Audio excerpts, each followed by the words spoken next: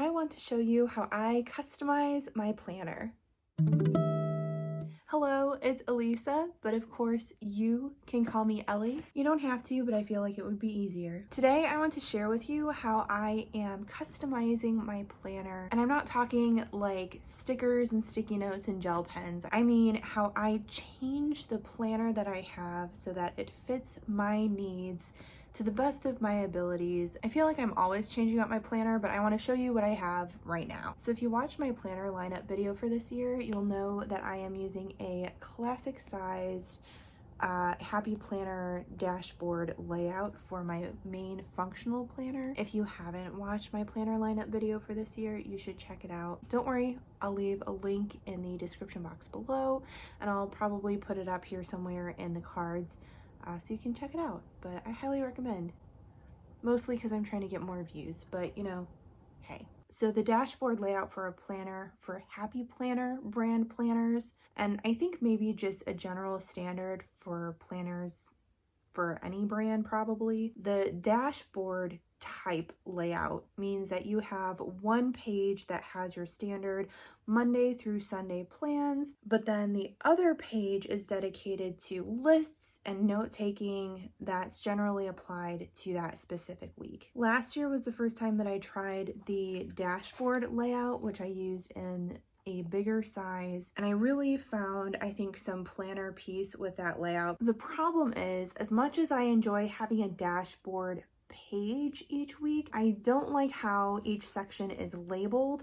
I think that the spacing is too big. I want to jam more in there, and I just don't like how it's organized. I like the little grid part at the bottom, but that's basically it. In last year's planner, I would spend all this time getting wide out, covering up the different labels for the different sections, drawing in my own lines and check boxes, and it was just taking up way too much time. So what I started doing last year and what I have continued to do into this planner is I've basically redesigned the dashboard, and then I print it on sticker paper, and then I just slap a whole new page on top of the existing dashboard, which I know seems crazy. It almost sounds like maybe I should just make my own planner pages, and I do for some things. We'll actually get to that in a few minutes here. I've tried making my own planner from scratch before, and by the time I buy the paper and print everything out, or pay to have it printed and then have it bound and get a cover and everything,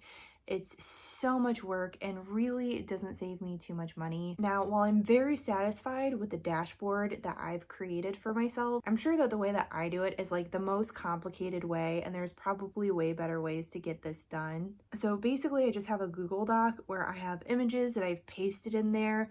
I use this draw tool that I still don't necessarily understand, but somehow I figured it out at some point. My technological ability is pretty limited, so anything that's too complicated just gonna go right over my head. Honestly, if you told me to design a new dashboard again, like from scratch, I don't even know if I would be able to. What I have in my little Google Doc has just developed over time, and I don't even know how half of the stuff got in there. I just know that it works for me. And sometimes I'll have an idea to change something really big, and I'm just like, it's not worth it. I don't want to mess with it because I don't know how it all works. I originally had it designed for my big Happy Planner, and it worked perfectly. Now that I'm using smaller sized pages, I print out the doc at 82% size, and then I just cut off the edges, and that way it'll fit onto the classic size paper. I still need to white out a few things sometimes if I don't want anything to show through, because I'm not using super high quality paper. I just use this removable label paper that I get from Amazon for like 20 bucks for 100 sheets. Now I usually do print out just a few weeks worth of dashboards at a time. First of all, because after I put a few in there, I'm sick of it and I'm done and I don't want to do anymore. But also I do constantly change up the dashboard just a little bit. I'm always finding ways to improve the dashboard, and sometimes my needs just change over time. But that's basically all I've done to customize the pages that came with my planner. I say that like I'm not completely redoing like 50% of these pages. The monthly view still stays mostly the same. The week portion is still mostly the same. There's like this little like weekly overview square that I'm always changing up what I'm doing with that, but really the biggest thing is changing up the actual dashboard. Now, remember when I mentioned making my own planner pages? I have done that a little bit. So this year I'm really wanting to stick with one functional planner. As you may have seen with my other lineup video, I do have other planners that I'm using this year, but those are just fun things that I use for like journaling or using up stickers and stuff in. But as far as tracking my plans, keeping a schedule, I'm just using one functional planner. I've tried using separate planners for each thing, so having like a social media planner and a ministry planner and a health and fitness planner, and honestly it's just too much for me to keep track of. So I took the original planner that I had, and then I've inserted some extra little pages in the back, and then I have them separated by dividers that are currently labeled with really ugly little stickies that I plan on updating soon, hopefully. I did buy some pre-made monthly inserts that I use for my ministry schedule. I got them from Day by Design Planners off of Etsy. I'll try to remember to link the shop in the description box below if you're interested in checking them out. I found these inserts and they had everything that I needed for tracking my youth ministry stuff. It had the calendar, a section for notes, a section for lists. There is no reason for me to create my own inserts for that because I found something that fit my needs. I did, however, create my own inserts for health and fitness as one section, and then also social media and YouTube as another section. The biggest thing that I wanted to make sure that I had was a calendar view and then a little section for notes, not something that I would put in the normal part of my planner with the dashboard and everything. And I'm sure there's probably like a billion ways to print a custom calendar. There's probably apps and websites. I am not resourceful enough to figure that out. So basically I just designed my own calendar in a Google Sheet, which means that I had to have a separate sheet for like each month, and then I had to like individually type the dates for each day. It was relatively easy, but took forever. And then because I like to make things complicated for no good reason, I designed my own calendar banner that said like the name of the month. That I had to do in Canva. I do pay for Canva Pro, but I think you could probably get away with doing it on the free version if that's something that you're interested in trying for yourself. But basically, after spending way too much time on really bad measuring and then a ton of trial and error, I found the size of the banner that I needed to make, and then I pasted it into the appropriate cells in the Google Sheets. The biggest problem that I ran into was printing this once I was done. With Google Sheets, I haven't been able to figure out how to print a specific sheet and have it sized and positioned on the page as I need it. I only know how to do that when I'm printing from Google Docs. So after designing the calendar and everything else in Google Sheets, taking the banner that I designed in Canva and pasting it into the Google Sheet for that specific calendar month, then I took a screenshot of the whole thing, pasted that screenshot of everything into Google Docs, and that's where I could adjust the sizing and the layout and everything for printing. Like I said, I overcomplicate things. I'm sure there's way easier ways of getting this stuff done. But my concern is the end result, and the end result works fine. So once I have the design how I like on the page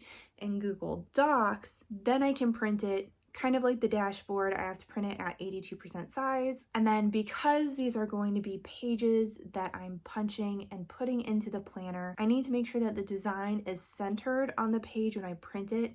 That way there's enough empty space on both sides where I can punch the page and it won't interrupt the actual design. With my YouTube and social media calendar, I like having a calendar so that I can plan when I want to post certain things. And then I like tracking other things like social media stats, social media posts, things like that. I do want a way to track when I'm planning on posting certain things. There's a good chance that I'm not going to follow that schedule, but my intentions are always good. So I need a way where I can put like tentative plans. Up until now, I've been using little teeny tiny sticky notes, and I haven't found a good size of sticky notes that fit in the little calendar boxes. So I've just been cutting little squares out of sticky notes and then writing in them and then pasting them where they need to go. It's been a mess. I couldn't find any existing stickers that had exactly what I needed. So then I got the idea, why not just design my own removable sticker? I thought of printing my own stickers for this quite a while ago, but I have only just now gone through with it. I don't know when the idea first came to me, but apparently I thought it was a good idea to create these stickers in Keynote on my MacBook. So I found icons that I wanted to use for each sticker in Canva, downloaded them from Canva, and then posted them into the design in Keynote. I don't know why I just didn't design the whole thing in Canva.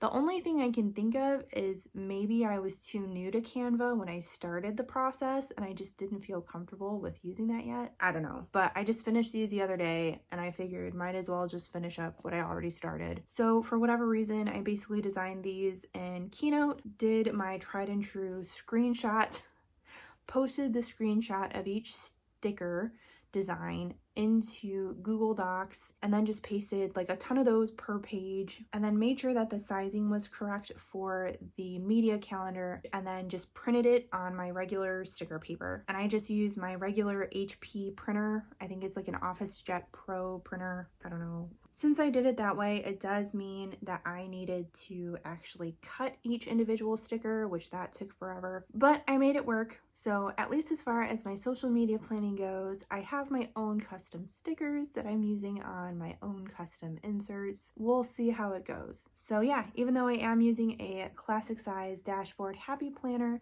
I have customized just a few things to make it a little bit better for me. I'm sure there's better ways to get a planner to look how I want, but this is working for me so far. But that's it for me today. Thank you so much for watching, and I hope to see you in my next video.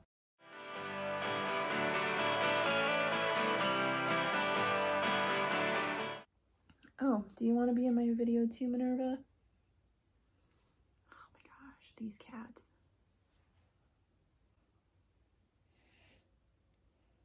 I know you want attention, but could you leave me alone for like 2 seconds, please?